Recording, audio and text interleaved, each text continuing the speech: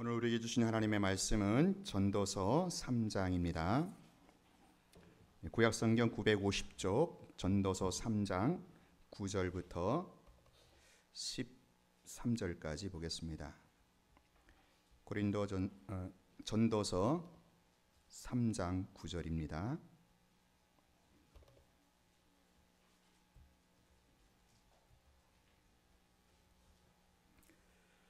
우리 한 절씩 교독합니다. 일하는 자가 그의 수고로 말미암아 무슨 이익이 있으랴.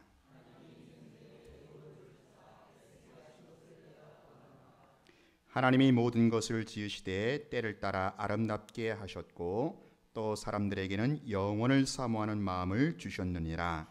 그러나 하나님이 하시는 일의 시종을 사람으로 측량할 수 없게 하셨도다.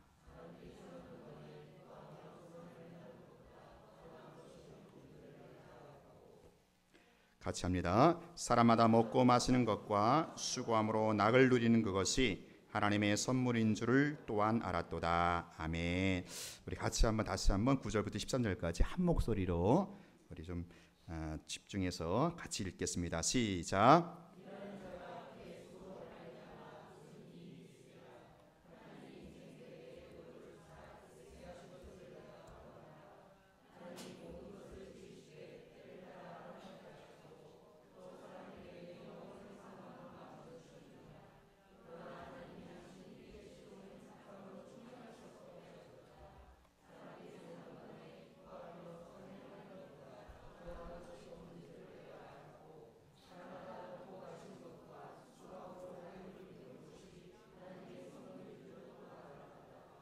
아멘.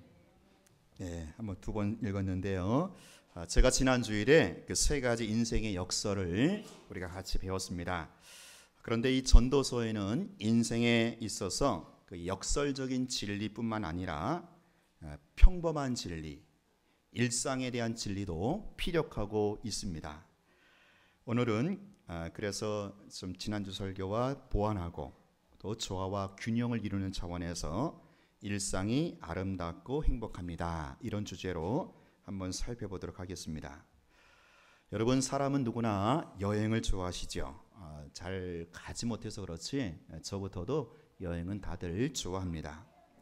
여러분, 이 여행의 교훈이 뭔지 아십니까? 혹시요? 여행이 우리에게 가르쳐주는 진리가 있는데요. 그것은 뭔가 하면 우리네들의 일상이 참으로 행복하고 소중하다라는 것을 일깨워 준다라는 것입니다. 집 떠나서 먹고 자는 것이 얼마나 고생입니까? 그래서요, 우리가 평소 집에서 하루하루 지내며 사는 것이, 이런 일상이 얼마나 고마운가 하는 것을 여행을 통해서 새삼 깨닫게 되는 것입니다. 여기저기 쏘다녀 보았지만 오두막이라도 내 집이 제일 좋은 것입니다. 저는요, 요즘에 가을이 깊어서 그런지 몰라도 추남이라 그런지 몰라도 일상이 참 아름답다, 이런 것을 새삼 절감하고 있습니다. 식구들이 한자리에 모여서 둘러앉아 밥을 먹고 마시는 것, 또 자녀들 손잡고 쇼핑하는 것, 이런 것이 참 아름답고 행복한 일이구나 라는 것을 나이가 들면서 느끼게 됩니다. 여러분, 우리가 일상에 젖어 있을 때는 일상이 얼마나 좋고 소중한지를 잘 모릅니다. 그러다가 그 일상을 잃어버렸을 때에, 그 일상을 놓쳐버렸을 때에 비로소 깨닫게 되는 것이죠. 건강할 때는 몰랐는데 병원에 입원해 보니까 그래, 내가 평소에 별 탈 없이 사는 게 이게 얼마나 나에게 행복인가라는 것을 알게 되는 것입니다. 가족을 잃어버렸을 때에 가족의 소중함을 아는 것처럼 우리네들의 일상도 그것을 잃어버렸을 때에 비로소 그 소중함을 알게 되는 것입니다. 오늘 이 자리에 남자분들 많이 계시는데요. 우리 남자들이 군대 가서 억울하고 속상한 적이 있어요.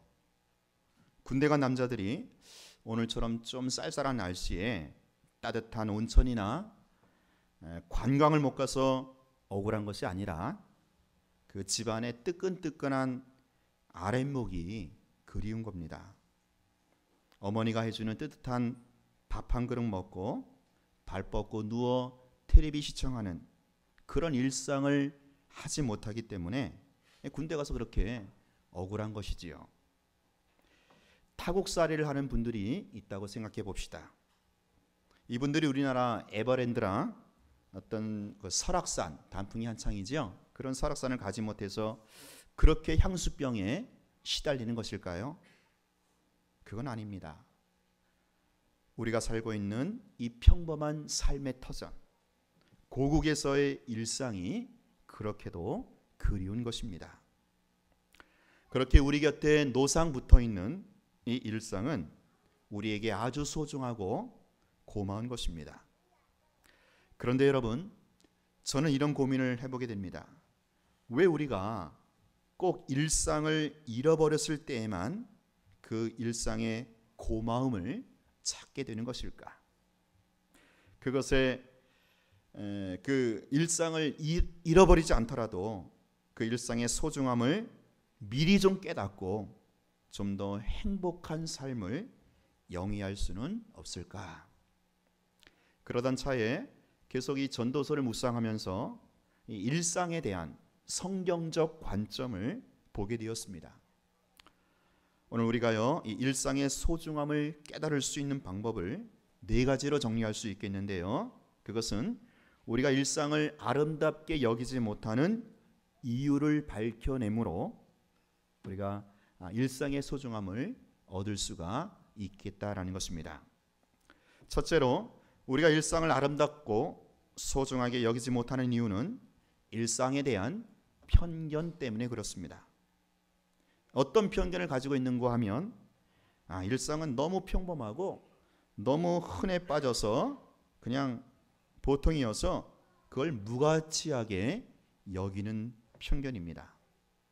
여러분 그렇지 않습니까? 하루 세끼 밥 해 먹고 또 밤이 되면 자는 거, 매일같이 남편과 애들 챙겨서 직장과 학교, 유치원에 보내는 거, 여러분 이런 것은 너무나도 평범한 것이기 때문에 아무것도 아닌 것으로, 그저 무가치한 것으로 여긴다라는 거예요. 자, 그런데 여러분, 성경은, 하나님의 말씀인 성경은 거꾸로 관점을 제시하고 있습니다. 성경은요, 일상이 좋은 거야, 이 정도가 아니라 그 일상을 아주 극찬하고 있다라는 것입니다. 일상이야말로 정말로 아름다운 것이라고 말입니다. 11절에 보면 하나님이 모든 것을 지으시되 때를 따라 아름답게 하셨고, 여기서 이 때라는 것은 순간순간을 말한다라고 할 수 있겠습니다. 하나님은 우리의 일상, 그 일상의 그 단면단면을 포착하면서 그 일상을 참으로 아름답다 그렇게 여겨주신다라는 것입니다. 그런데 사람들은요, 이렇게 평범한 일상보다는 뭔가 특별할 때만, 뭔가 좀 쇼킹할 때만 그게 아름다운 것으로 생각하는 경향이 있습니다. 인생에 있어서 어떤 극적인 일, 어떤 이벤트가 생겨야지만 그것을 아름답게 여긴다라는 거예요. 하나님, 이번에야말로 저에게 뭔가 특별한 건수를 허락하여 주옵소서. 하나님, 이번에야말로 우리 가정에 뭔가 대박이 한번 터지게 하여 주옵소서. 그러나 여러분, 그렇지 않습니다. 하나님은요, 오히려 우리가 매일같이 반복되어지는 그 일상의 삶에 우리 하나님은 주목을 하시고요, 그것을 아름답게 봐주신다라는 것입니다. 저는 요즘에요, 이 교회에 대한 많은 생각과 고민을 합니다.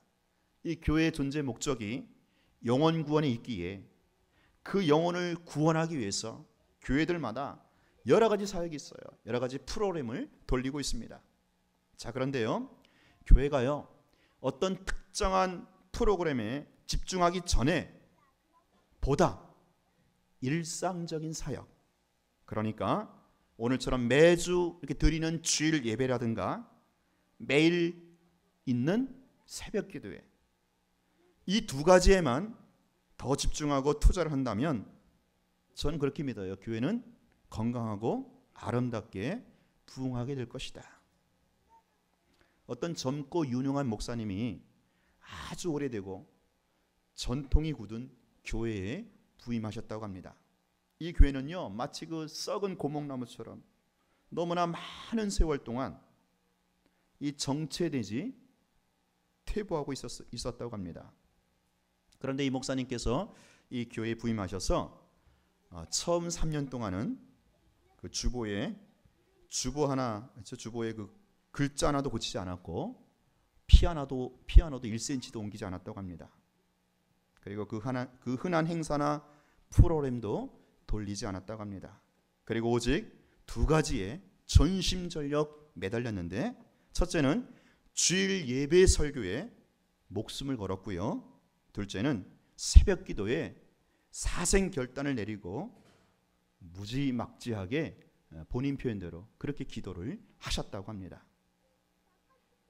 이 주일 예배와 새벽 기도에 이건 교회가요 매주 하는 거잖아요. 매일 하는 평범한 사역입니다. 교회의 일상적인 사회라고 할 수 있습니다. 그런데 이 일상을 가장 소중히 여겨서 여기에 집중하다 보니까 그 교회가 지금은 얼마나 건강하고 왕성하게 부흥하고 있는지 모릅니다.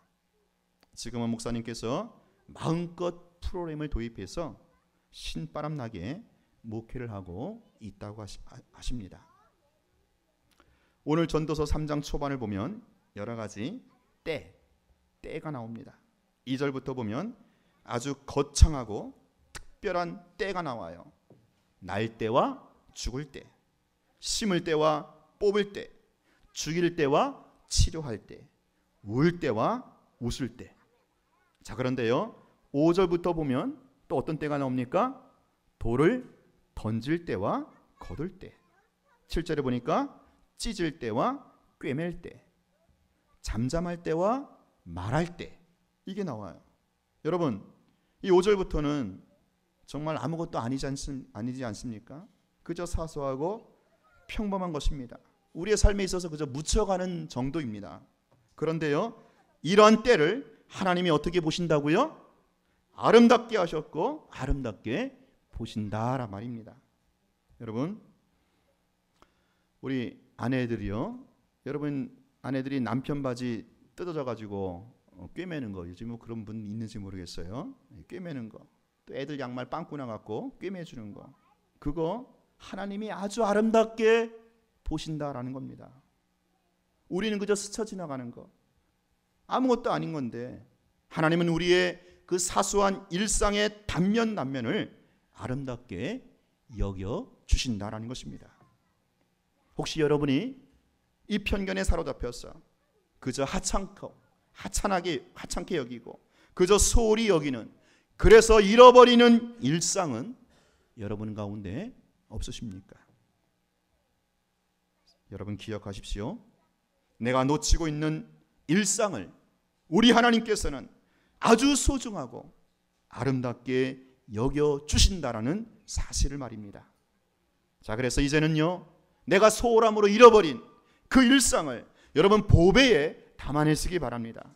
여러분의 일상에, 여러분의 주어진 일상에 하루하루 시간 최선을 다하시기 바랍니다. 둘째로, 우리가 일상을 아름답고 행복하게 누리지 못하는 이유는 그 일상이 감추인 보화와 같기 때문입니다. 13절에 보면 이런 말씀이 있어요. 사람마다 먹고 마시는 것과 수고함으로 낙을 누리는 그것이 하나님의 선물인 줄 또한 알았도다. 먹고 마시는 것, 수고하는 것, 여러분 이것이 얼마나 평범한 일상입니까? 그런데 그런 일상이 뭐라고요? 하나님이 주신 뭐라고요? 선물. 하나님이 주신 선물이래요. 여러분, 사람이 주는 선물도 그 선물이면 얼마나 값지고 소중하지 않아요? 아무거나 선물하지 않잖아요, 다른 사람한테. 하물며 하나님이 주신 선물이라면 그게 얼마나 값어치가 나가고 얼마나 소중하겠어요. 일상이 그렇다라는 거예요. 일상이, 여러분의 일상은 하나님이 주신 보화입니다. 그런데 문제는 하나님이 이 일상이라고 하는 이 소중한 선물을, 이 보화를 아주 평범한 무대 위에 올려 놓으신다라는 겁니다. 그래서 사람들이 이 보화를 미처 발견하지 못하는 거예요. 왜냐하면 사람들은요, 보배라고 한다면, 보물이라고 한다면 뭔가 특별하고 뭔가 은밀한 곳에 숨겨 있다라고 여기기 때문입니다. 하나님과 달리 사람들은요, 인간들은요, 아주 좋고 값비싼 물건이 있다면 그걸요 아주 깊숙한 곳에, 은밀한 구석에 감춰 놓습니다. 그래서 어떤 때는 자기 자신도 잘 못 찾아요. 잘 둔다고 했는데 꼭 찾으려고 하면 얻어듣는지 모를 때가 있잖아요. 예전에 그런 텔레비 프로그램이 있었다고 합니다. 한창 빈집털이가 성행할 때 한 번은 이 전문 털이범이 어느 집에 들어가서 그 집에 모든 그 폐물을 찾아오는 이렇게 시범을 보여주는데요. 글쎄 이 도둑씨가 10분도 되지 않아서 다 찾았대요. 어떻게 찾았게요? 사람들이 감추는 곳은 다 거기서 거기라는 거예요. 뻔하다라는 거예요. 아주 은밀하고 깊숙한 곳에 폐물을 숨겨 놓는다라는 겁니다. 몇 년 전에 그런 기사도 있었습니다. 어떤 주부가요, 그 비상금, 이 지폐를 숨겨 놓는다고 머리를 썼는데 나름 어디다 감추었는가 하면 그 전자레인지에 숨겨놨대요. 전자레인지 그 밑에 돌아가는데. 그런데 그걸 깜빡 잊어버리고 그만 전자레인지를 그냥 몇 년 동안 돌린 거예요. 그래서 그 지폐가 다 타버렸다고 합니다. 하여간에 인간은요, 나름대로 머리를 쓴다고 하는데 인간은 다 요 정도예요. 이게 인간의 한계입니다. 자, 그런데 여러분, 하나님은 어떤지 아세요? 하나님은 어디에 보화를 감춰 놓는지 아세요? 아주 평범한 곳에 그 보화를 감춰 놓으신다라는 겁니다. 이게 하나님의 비법이에요. 마태복음 13장에 보면 밭에 감춘 보화 이야기가 나오지 않습니까? 어떤 소장농이 황무지를 개간하다가 그 밭속에서 보화를 발견했습니다. 그래서 대충 이렇게 엎어놓고 자기의 전 재산을 팔아서 그 황무지 땅을 샀습니다. 주변 사람들이 한심하다라고 놀림방이 되지요. 비아냥거렸지만 이 사람은 남들이 모르는 기쁨과 비밀이 있는 겁니다. 아주 평범해 보이고 황량하기 짝이 없는 그 땅 속에 보물이 있다라는 것을 발견했기 때문입니다. 여러분, 이게 하나님의 방식입니다. 하나님께서 예수님을 이 땅에 보내셨을 때 아주 획기적인 이벤트나 빵빠레를 동원해서 보내신 것이 아닙니다. 그저 평범한 무대 위에 너무나도 평범한 인물로 예수님을 이 땅 가운데 보내셨습니다. 이렇게 오신 예수님도 십자가에서 죽으시고 부활하시는 그 3일간의 사역을 위해서 지극히 평범한 30년의 일상을 보내셨다라는 것입니다. 복음의 핵심이 이 십자가와 부활일진데 이 3일간의 사역을 위해서 3년의 공생애가 필요했고요. 그 이전에 30년의 평범한 일상이 필요했단 말입니다. 그래서 예수님의 모든 가르침과 복음 전파, 치유 사역은 이 30년이라는 일상의 삶이 녹아져 있었기 때문에 그 토대 위에 꽃을 피우게 된 것입니다. 여러분, 그렇습니다. 어떤 특별한 사역, 어떤 획기적인 기적은 어느 날 갑자기 하루아침에 터지는 것이 아니란 말입니다. 그 이전에, 그 기적이, 그 특별한 이벤트가 터지기 이전에 수십 년간의 평범한 일상이라는 바탕이 있었기에 가능했다라는 것입니다. 가을녘에 이 한 송이 국화꽃을 피우기 위해서 봄부터 소쩍새는 그렇게 울었던 것입니다. 예수님이 이 공생에 이 사역을 하면서 천국 비유를 자주 하셨잖아요. 그때 보면 항상 주변의 일상을 예로 들으셨습니다. 예수님에게 있어서 일상은 천국 복음을 가르치고 하나님 나라를 보여주는 데 있어서 아주 필요한 훌륭한 교재였으며, 그렇기 때문에 예수님에게 일상은 아주 아름답고 소중한 것이었다라는 겁니다.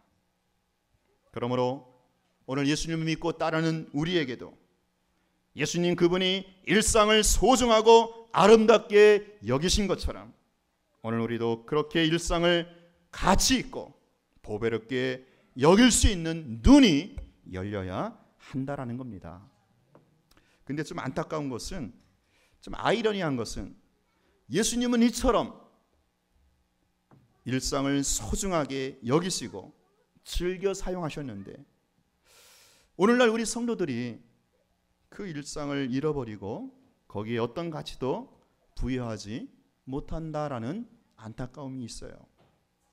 예수를 좀 열심나게 믿고 좀 열심히 신앙생활을 한다고 하는 사람일수록 가만히 보면 일상을 내팽개쳐 버립니다.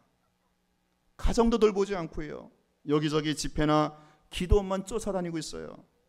일상을 무시하고 어떤 특별한 건수에만 매달리고 있어요.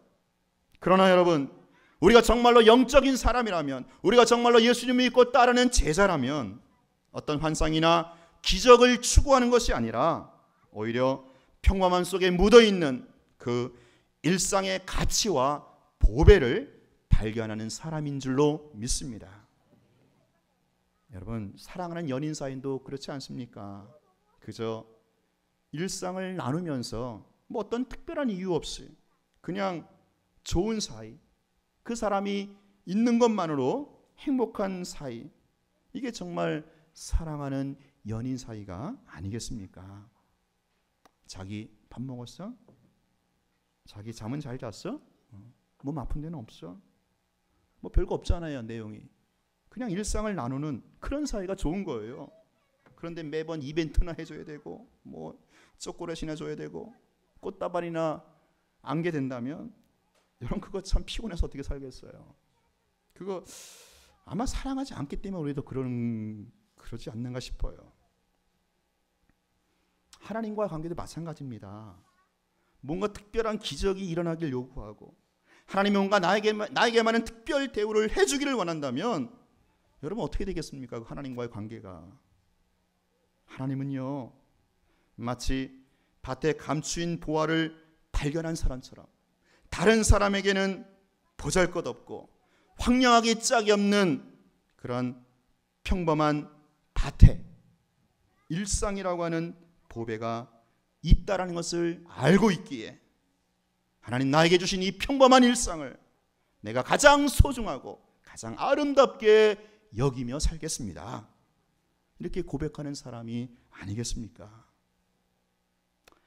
셋째로, 우리가 일상을 아름답게 보지 못하는 이유가 일상이 아름답다라는 말과 일상이 편하다라는 말을 이렇게 같이 보려는 관점 때문에 그렇습니다.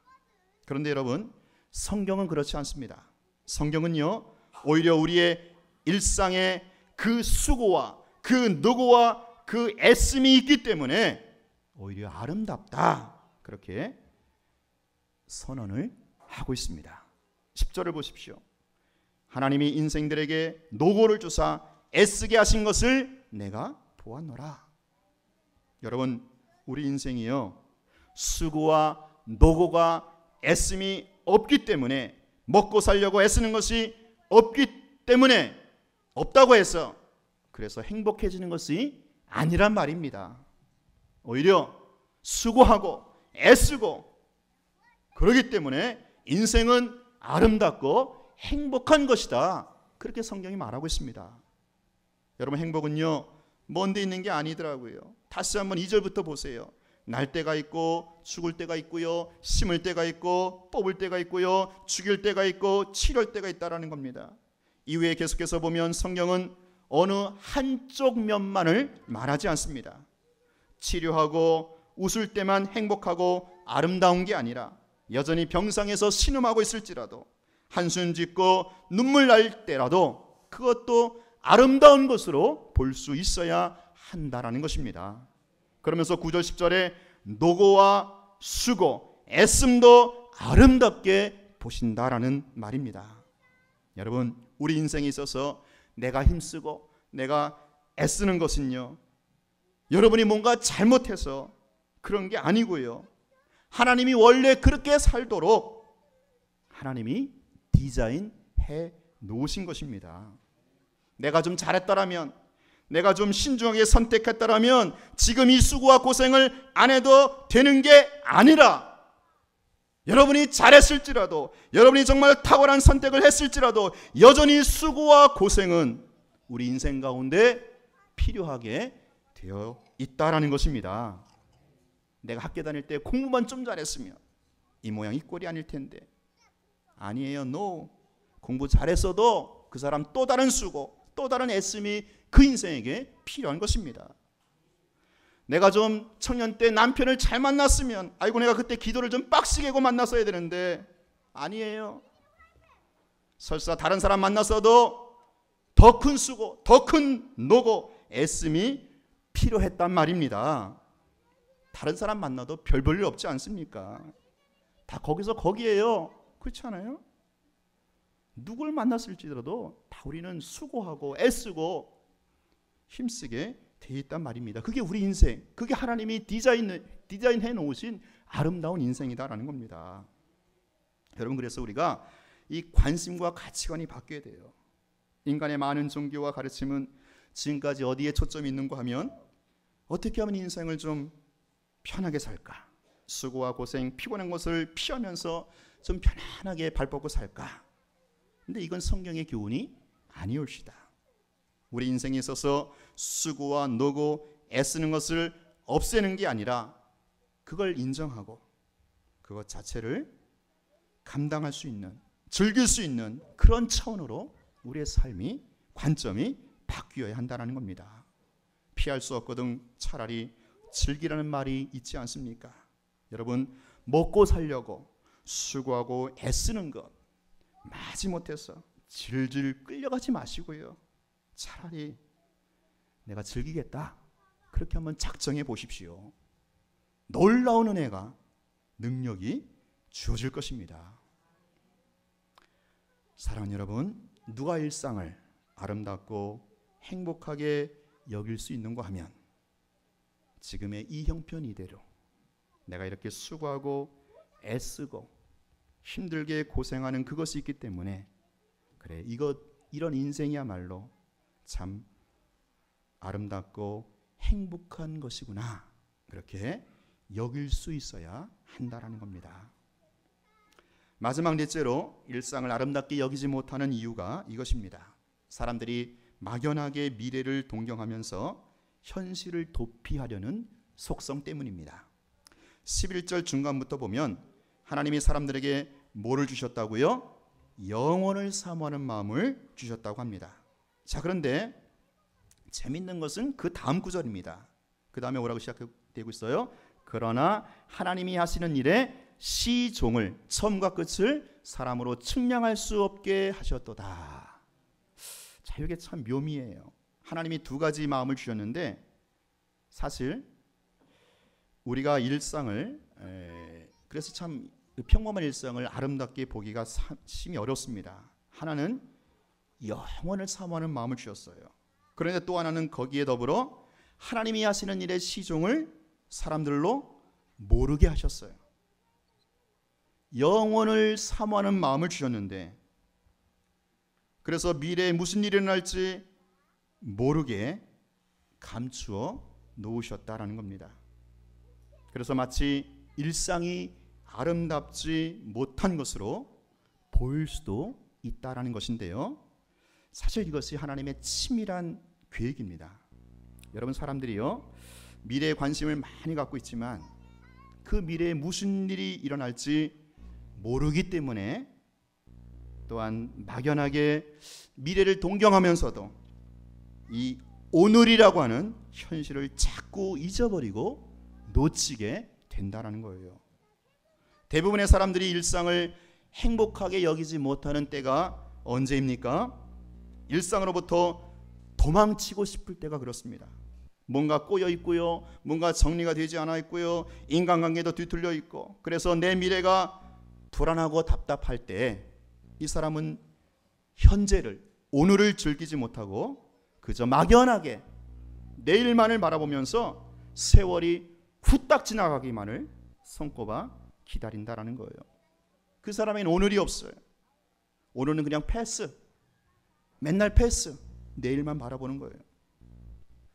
여러분, 우리에게는 미래를 사모하는 마음이 있는데요, 이것은 정말로 영혼을 내가 사모하기 때문에 그런 것이 아니라 어쩌면 오늘이라는 이 현실을 도피하고 싶은 심정에서도 그저 막연하게 미래를 사모할 수 있다라는 맹점인 것입니다. 여러분, 하나님은 우리가 이렇게 살기를 원치 않으십니다. 영혼은 하나님에게 있다, 그렇게 성경은 말합니다. 그러므로 하나님을 진정으로 사모하는 사람이라면 어떤 마음을 가져야 합니까? 이 미래와 영혼은 하나님의 것이고, 그리고 하나님께서 우리의 모든 시종을 아시기 때문에 우리는 그저 오늘 주어진 하루하루를 하나님 앞에서 기쁘고 감사하며 그리고 성실하게 살아가야 한다라는 것입니다. 이게 제 말이 아니고 예수님의 말씀이에요. 예수님이 막연하게 미래를 동경하라, 미래를 위해서 투자하라, 그러지 않으셨어요. 내일 일은 내일 염려할 것이요, 한날의 괴로움은 그날에 족하니라. 내일 일은 난 몰라요. 하루하루 삽니다.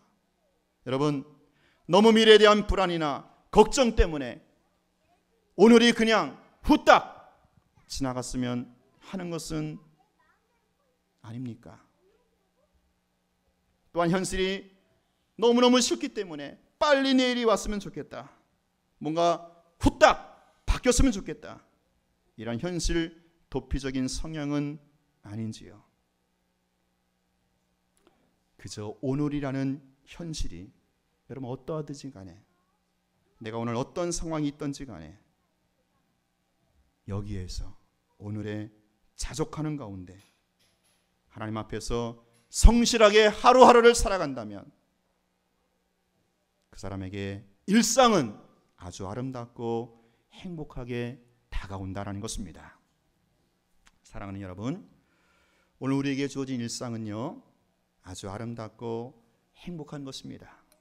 여러분, 아침 일찍 우리 교사들은 그럴 거예요. 아침 일찍부터 예배에 참석하느라, 주일학교 교사 반사 일 하느라 아마 집에서 잔뜩 설거지도 쌓았을 테고요, 애들이 벗어놓은 빨랫거리도 아마 산더미처럼 있을지 모르겠어요. 청소할 구석구석은 여전히 남아있을 거고요.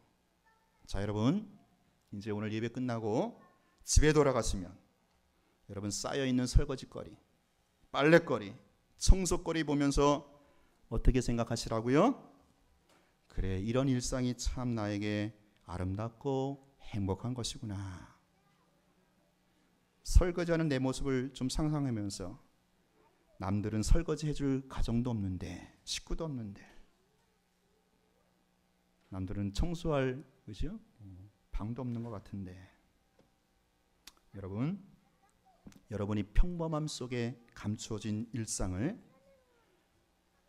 혹 내가 무가치하게, 무심하게 흘려보낼지라도, 또한 여러분의 일상의 수고와 노고와 애씀을 여러분이 인정하지 않을지라도, 또한 여러분이 오지도 않을 미래에 집착하면서 오늘이라는 현실을 덧없이 보낼지라도, 오늘 우리에게 일상은 하루하루 시간 계속 흘러가고 있습니다. 그러니 사랑하는 여러분, 이 잃어버린 일상, 이 놓쳐버린 일상을 다시 한번 찾으시고 붙드시기 바랍니다. 오늘 우리에게 기적이 있다면 첫 번째는 나 같은 죄인이 용서함 받아서 하나님의 자녀가 되었다고 하는 이 구원의 사실과, 또 하나의 기적이 있다면 우리의 평범한 일상에서 아름다움과 행복을 발견하는 것이 또한 기적인 줄로 믿습니다. 여러분의 일상의 아름다움과 행복을 발견하면서 그러한 기적이 날마다 시간마다 일어날 수 있기를 주님의 이름으로 축원합니다. 옆에 분하고 인사하겠습니다. 일상이 아름답고 행복합니다. 할렐루야. 기도하겠습니다. 하나님 아버지, 우리에게 주신 한순간 한순간, 한때 한때가 너무나도 아름답고 소중하다는 것을 새삼 느끼며 고백을 합니다. 우리에게 주신 일상들을 즐길 수 있는 마음과 은혜를 주시고 우리의 수고와 노고와 애씀이 있지만 이것이 하나님의 삶의 방식이고 또한 아름답고 행복한 것이기에 오늘 일하는 이 현실에 더욱 성실하게 살게 하여 주옵소서. 때론 힘들고 넘어지고 싶을 때가 많지만 그때마다 이러한 삶의 단면을 아름답게 소중해 볼 수 있는 영안을 밝혀 주옵소서. 예수님 이름으로